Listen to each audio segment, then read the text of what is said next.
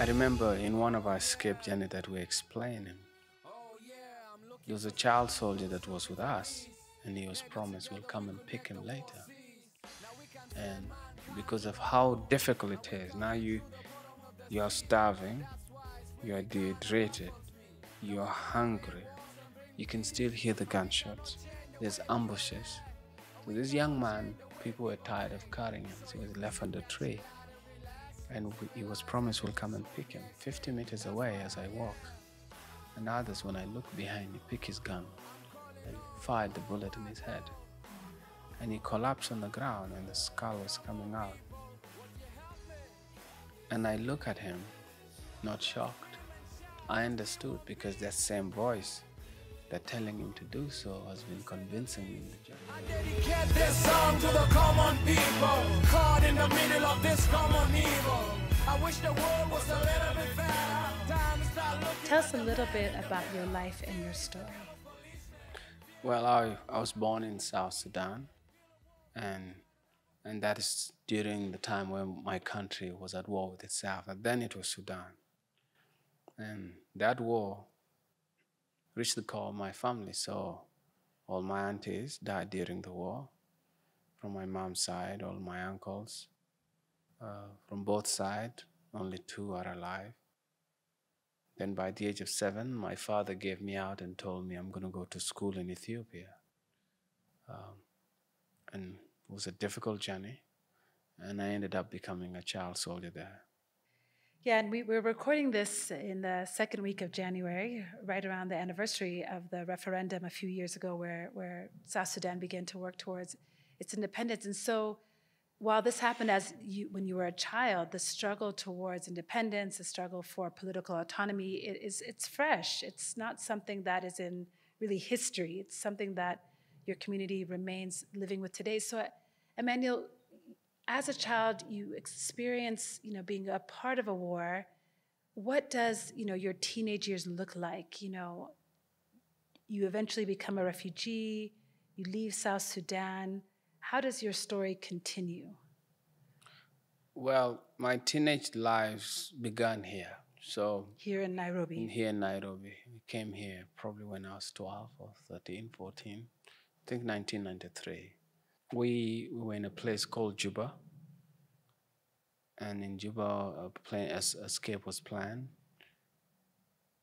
The end of that journey, only 16 people survived. Coming to Nairobi I was smuggled to Nairobi by a British aid worker called Emma McCune. And that's how I came to Kenya. I came to Kenya illegally.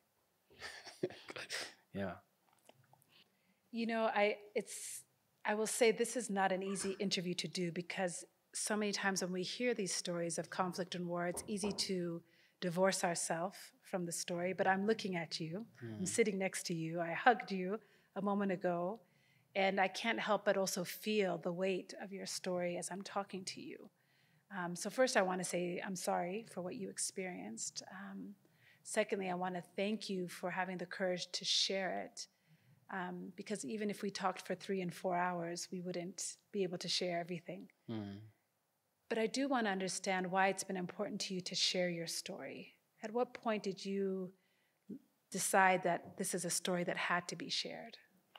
One of the things that encouraged me to share my story is that those who have gone through difficult times that share their stories, like my heroes, I don't know any one of them that got everything on a silver plate, silver spoon, everything. They went through, this word I may use is everybody of them ate their bowl of shit. When I mean that is they've been in hell. Nobody that I find inspiring right now that haven't gone through hell.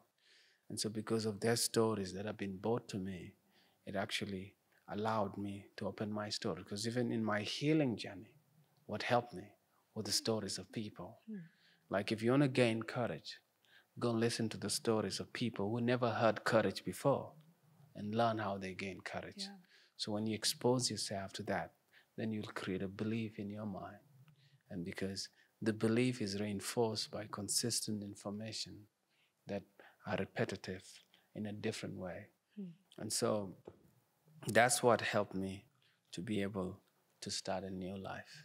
Tells you the power of storytelling, which is so much a part, I think, of our cultures in this part of the world, is this storytelling, whether it's for history purposes or to put our kids to sleep. You know, the story is with us.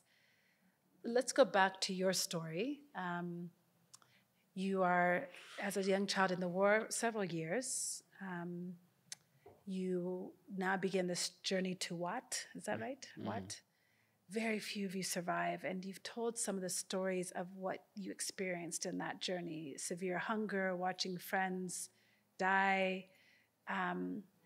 But you also have talked about some of the tools that you think helped you survive. Talk to us a little bit about that. Even though you were very young, what do you think helped you be one of those 16 that made it? What I can say, as a kid, imagination was one of the tools that helped me, and also believing that I'm going to be a part of a solution one day. So when I left my home, I wanted to know who made the tanks, how did they do it, how did they make biscuits, how do they make planes. So as a kid, I was always asking questions. Then I was told these things are made by people who went to school, and that they planted the seed for me to want to go to school. And what's the reason why I want to know how to make something is so that I can come and be part of the solution. And in that journey of us, I remember in one of our escape journey that we're explaining, there was a child soldier that was with us, and he was promised we'll come and pick him later. And because of how difficult it is, now you're starving, you're dehydrated, you're hungry, you can still hear the gunshots, there's ambushes. So this young man, people were tired of carrying him, so he was left on the tree. And he was promised we'll come and pick him 50 meters away as I walk. And others, when I look behind, he picked his gun and fired the bullet in his head. And he collapsed on the ground and the skull was coming out. And I look at him, not shocked. I understood because that same voice that telling him to do so has been convincing me in the journey.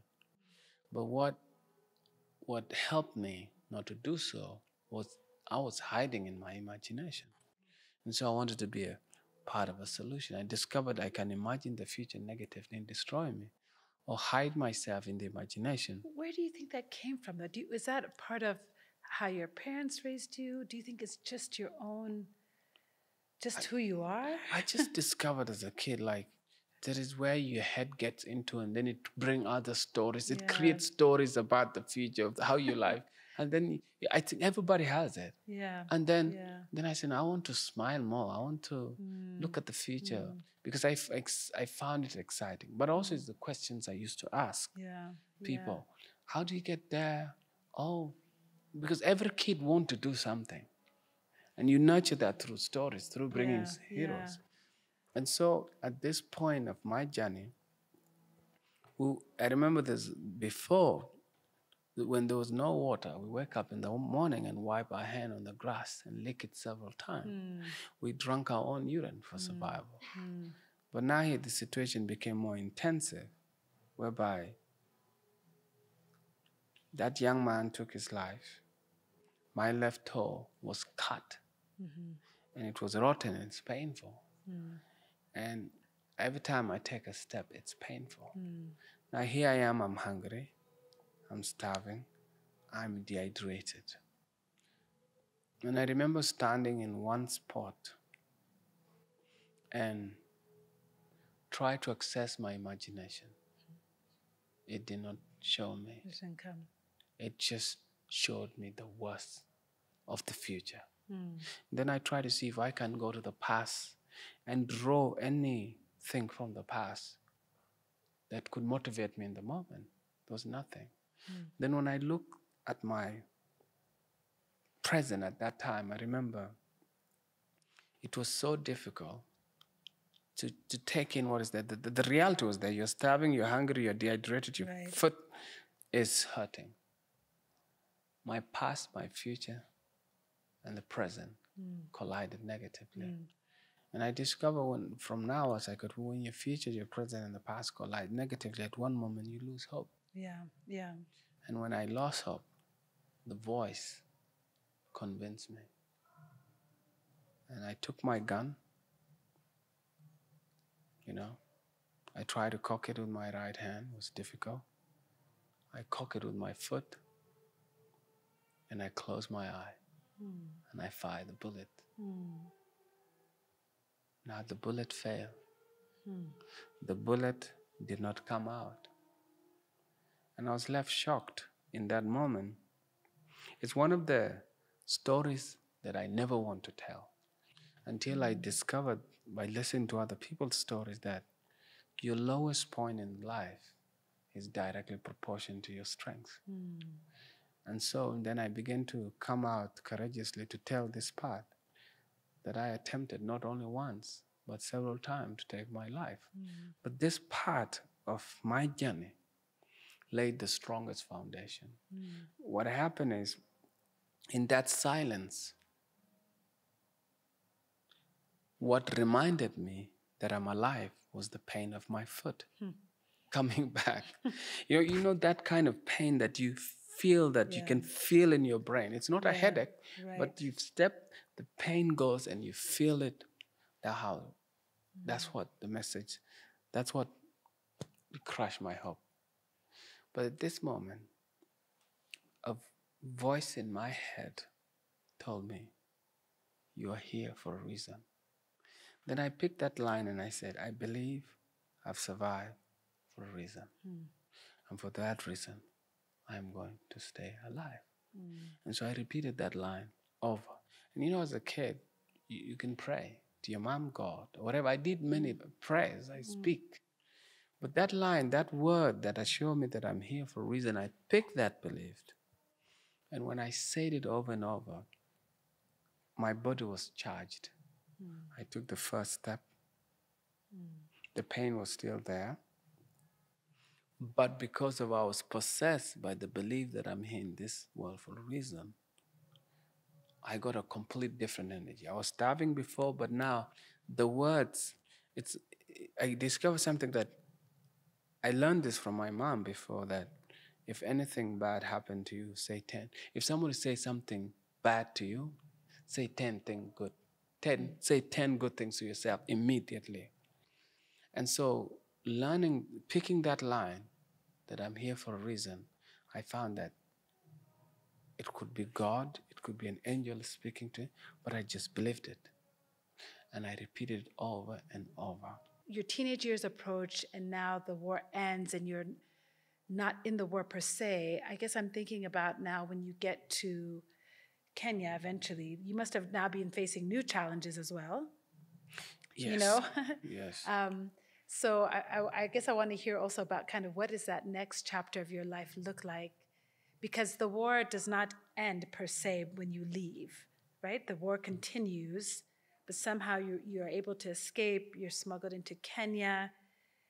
Somehow, even for that reason, you're the one who ends up being smuggled.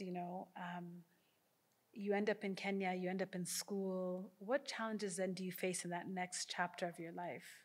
What I can say in short is, suffering is essential for our growth, for our development. But when we don't find a meaning in our suffering, we will exist to suffer. So in my journey, I found a meaning in each and every stage of suffering. But what that is when you know your purpose will be the guiding tool. I always say my purpose is the Creator's will. My purpose is to be a part of a solution, contribute to restore balance, and give without expecting anything in return. And so in these challenges in my imagination, all I dwell back is, I want to stay alive. I want to be a part of a solution. So even when you were in Nairobi and you'd reached that kind of next chapter, you're still thinking, I just got to stay alive? Nairobi was the most challenging part of my life. Really? Tell me why. Because back when I was in South Sudan, we're in a survival state. You have a level of focus where your mind organizes itself to help you navigate it and get out through challenges. But now we came to Nairobi and I'm a peaceful country, you know, in Kenya. Now, the war replay itself. I do not know what I was suffering for is called trauma. Right. Where I'm going to school and the teacher is teaching and the pen is stuck in my hand and the lesson is gone. Yeah. Like the teacher would be teaching in class and you hear gunshots. You're stuck. And sometime at which the teacher asking a question, what is in your head, Jal?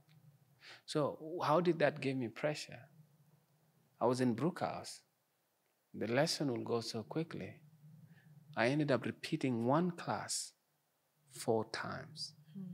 First, imagine, I used to get, what motivated me to go back to school? Imagine you go to school. Yeah. You're in year 12.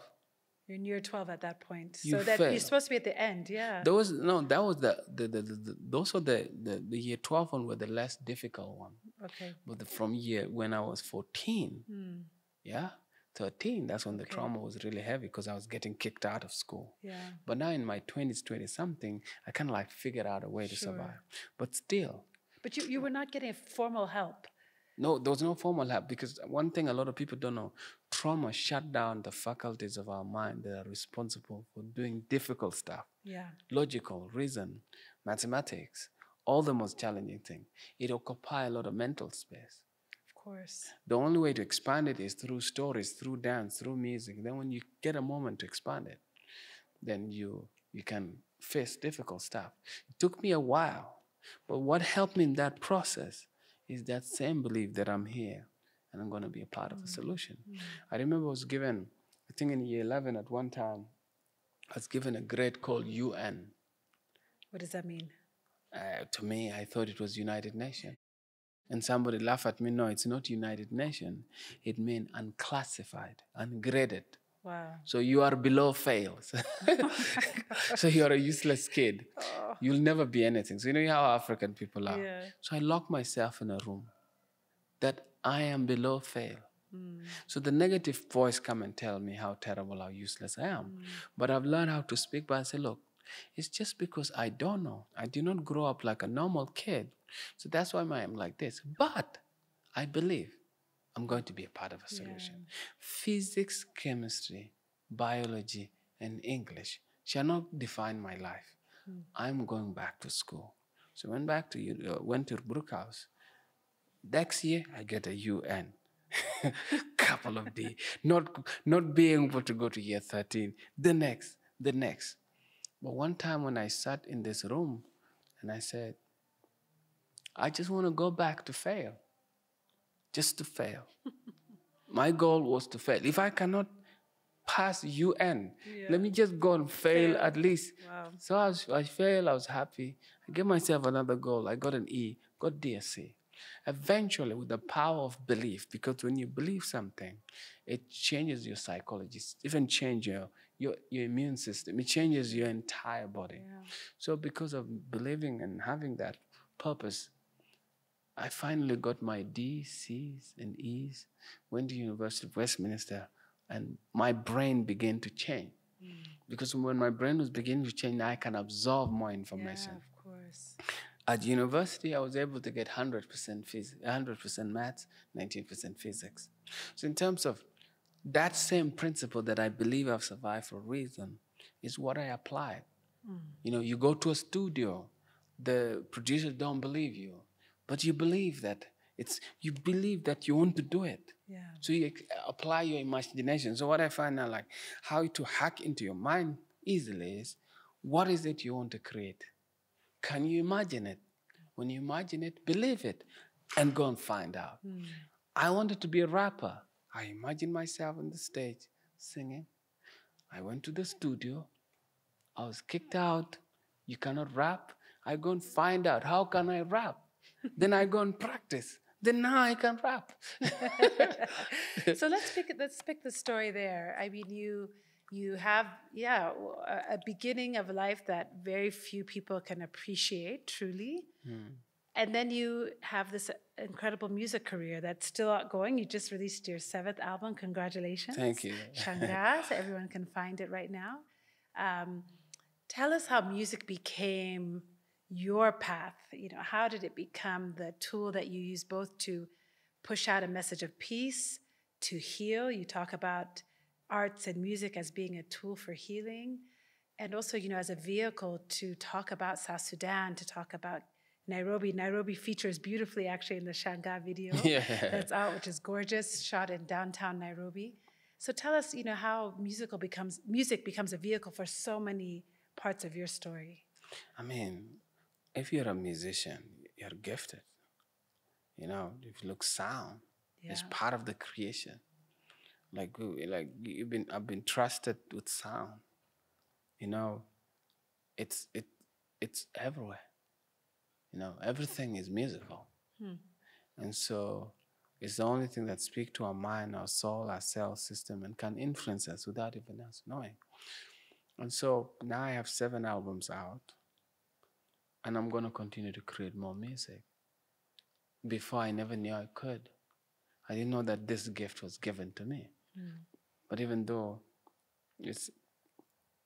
I never knew it before, the more, if you discover your gift as young as you are and nourish it, it will take you before king. I remember there's a woman here in Kenya called Mrs. Moon, who became my mom, and used to prophesy to me, tell me, you're going to United Nations, you're going to travel the world, you're going to eat with kings. When I was still, I couldn't even hit a note then. But it just saw that I'm passionate about something that I'm doing.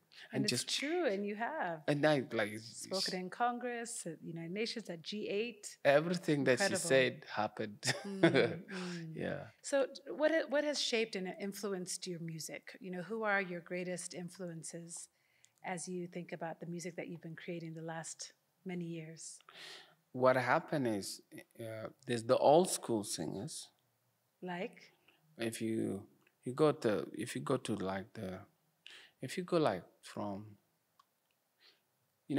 Congolese music, I used to listen to them. You listen to Kofi Olomide, Taboles, my father's mom. You used to listen to that music. You listen to Bob Marley. The music that we were exposed to when I was in Nairobi, like mostly Tupac. You listen to the music of Puff Daddy, Lost Boys. Then you go and listen to the Kenyan Kalamashaka. To me, before, I had no idea the difference between Kalamashaka and Tupac. I used to think this guy chose Swahili, this guy's rapping in English. Same. Because everybody, I used to think Bob Marley was Ethiopian. He probably thinks he is too. No, because I did not know, because they used the flag, the Ethiopian flag. And then my mind was not open that there's black people out of here. Isn't that something? Out of Africa. It took me a while. You think, imagine Tupac. I used to think Tupac was a Kenyan. That's so fantastic. He's American. It doesn't get in your head yet. It takes a while. Tupac is Kenyan, but that's what I used to think. Biggie, all of those artists kind of shaped think Biggie was a Kikuyu guy somewhere. We need to do a whole episode just on Emmanuel's musical journey.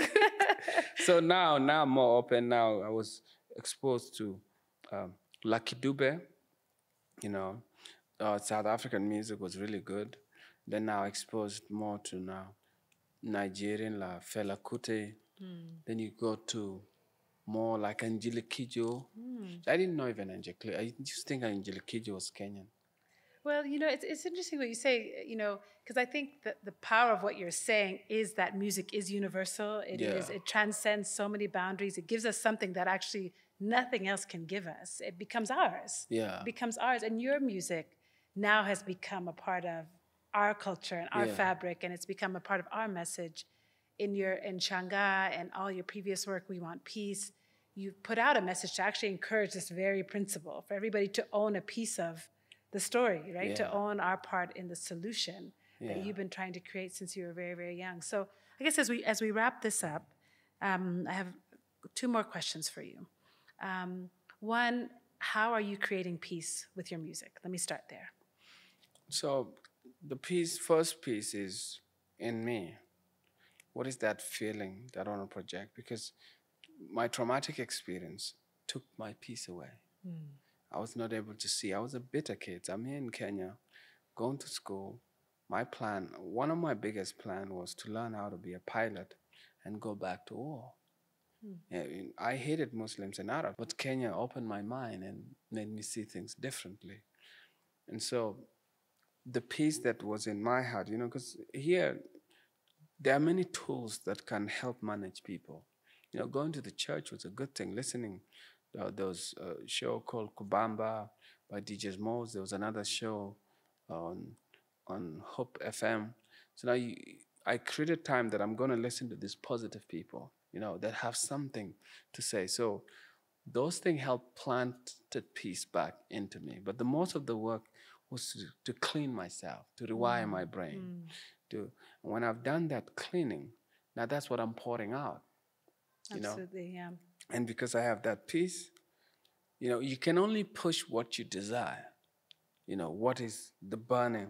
If you're doing it strategically because there's a hidden agenda, it will eventually show. And so, peace is when my belly is full. Peace is justice, equality, and freedom for all. Peace is when conflicts are managed in a mature manner that the violence is prevented. So as a kid, I used to push out to think peace can be attained by asking the other person to do it. When I was totally wrong. Now I came to realize peace starts with you. What you project outside, there is a reflection of you. So now my eyes are tuned inside me to work better from inside, And that's what you take out. You're right. It starts inside and it starts small, for sure. Before we close, I ask every guest these last two questions as a wrap-up because, we talk about joy and justice on this show. Sometimes that can be heavy, and your story is no exception. So I'd like to know two things from my guests. One, what is your favorite drink? My favorite drink. Your favorite drink. All right. Favorite drink in terms of water? Water is your favorite? I think it would say favorite, what you consume the most. I guess it could be. You can interpret it any way you like. My favorite drink. So, I drink different stuff. Now, I think if we go in terms of not trying to be healthy, yeah? Just your favorite. You just go. It's Friday. Today is Friday. We're recording this on Friday. You're relaxing. It's the end of the week. What are you drinking? Okay, in my bad days, okay, I would mix Coke and wine. Okay. That's the first. Coke and wine. Red wine? Yeah, mostly red wine. Okay, Coke and red wine. You like it sweet. Do you like sweet wine? You're trying to make sweet wine. I like it to bring that fermented taste. Okay. I like fermented sugar. Okay. I love porridge. Okay. Yeah. Mango. Yes. So you have a bit of a sweet tooth, and fermented drinks. Okay. Yeah. These are very interesting. So far, people have kept it very boring. This is the most interesting answer we've ever gotten before. So Coke and wine and fermented drinks. I like it. Okay, probably. I think it would depend on your journey in life. The reason I'm saying, there was one time I was actually a Coke addict. Coca-Cola. Yes. Okay. Let's keep it straight. Okay. So, and I don't know why it happened like that. I would probably have 2 or 3 liters a day. What? Yeah. Until I would test my body like this, and I would smell like Coke. So that's unacceptable. That was insane. Yeah, that's insane. And then I did it secretly. That's a problem. Like you hide them under the bed. Drinking Make your sure Coca-Cola? nobody, because I used to go to studio. Maybe you buy Fantas for everybody, and then you buy 1 bottle, but they don't know you have 3 bottles. Well, I'm glad you've changed your ways. That's a thing in the past. No, because I was developing early symptom of diabetes. Oh, yeah. And then it was eating my teeth. Of course, Emmanuel. Yeah. So now I think it became, and then I was developing high blood pressure, so it would collapse. It's funny. I ask people this question. Usually, it's very simple. Oh, chai, kahawa, whatever. But yours has a story to it. It's this and this and this and this and this and this. You're a storyteller. But it's experiences. So experiences. Yeah. Now, when I almost died, I think one time my manager turned into. Luckily, I don't know what happened that day that she had to have an extra key. I collapsed in my bed in New York, and she opened and find me like, like From when coke? no, for high blood pressure, like From high blood pressure. Oh like my this. goodness. So I think she had some techniques. She took cold towel, rubbed it in my face, and slightly I dropped. I would have gotten a stroke that day. Wow, Emmanuel. Then I said, "This is it. No, I am not going to." You mentioned like it's universe will give you several warnings Sure. for you to Yes, listen yes. Agreed. and give you grace. Yes. And from that day, I said, "Look, I have to do something about my bad eating habits and drinking," and then that's what led me into healthy foods. When I make superfoods, and now I'm a foodie. I like to eat healthy stuff. And you have some healthy food products. We'll make sure we link that in the show notes, actually. Yeah. That you've got put out that. In fact, I'd be remiss if I did not mention that your work now really focuses on, or you're channeling a lot of your work and supporting other young people. Tell us about the work that you're doing in the nonprofit sector to support other young South Sudanese refugees. Yes, so Gua Africa is the charter we founded that is based here in Kenya and UK. It works with families, individuals, and communities to help them overcome the effect of war and poverty. Since we have started it, it has put over 2,000 young people in school. Amazing. At the moment, we have a new project we're excited about, building a library. We have libraries in the refugee camp in Kakuma. And that's where some of our work goes. And one of the things that I'm doing now, I'm now 43, I'm getting old, is trying to be smart, set up businesses that can manage themselves without me. So if those businesses, once they succeed, they can be used to fuel these causes. Absolutely, yeah. And that's why I have a small business here, which is a food business called Jal Gua, and it's based in Kenyatta Market. We make the best porridge there and the best tea. I look and forward the to best coming. mandazis. Fantastic. The best, we try to bring traditional food and just bump it a bit and make them taste good. Awesome. I'll be there. I'll be there. So we're going to put all that information in the show notes so people can find both Goa Foundation and Jal Gua. Jal Gua as well. What does Goa mean? Goa, it means good. It means work, powerful. God understand all. In Arabic, it means power. Gua. Goa. Gua in Arabic. I like it. What is bringing you joy? What brings me joy is giving other people joy. Anything that makes somebody joyful, give me joy. My purpose is what generates me joy every day. And the joy is what maintains my internal peace of mind. And it's easy. You can get joy by just being grateful. Just going out. One of the things is, sometimes you look at a tree and you say, wow, you're stuck here, but you know everything that is happening. That's such a good way to put it. Yes. And you're always producing, you know all the seasons, and you're not complaining. Me, I can travel, I can run away from the snow. But it's not you, you're stuck. I'm going to think of that. Next time I see a tree, I'm going to look at it differently. And you're still productive. Yeah. When you say that, whatever created you, I'm really grateful. You're thanking God. Somebody does something good to you, and we're joy from you. When you're happy from your heart, it gives you joy. It does. So gratitude. Gratitude. It's a perfect way to end. Thank you, Emmanuel, for being with us on this episode that we're honoring Dr. King's legacy. You were the perfect person to talk to about what peace means and how we create peace in our everyday lives. And I'm honored and humbled that you would spend time with us. So thank you for being on Selam and Hello. Thank you, Pepe. Thank you. And you'll be able to find all the ways that you can follow Emmanuel's work, emmanueljal.com, and he's on social, and we'll link all of that in the show notes. And of course, we want to hear from you. So if you'd like to tell us your thoughts on peacemaking, peace building, how you're doing that, send us a message on Facebook, Instagram, Twitter at Selam and Hello. And of course, you can always email me, lily@selamandhello.com. And until we meet again, peace.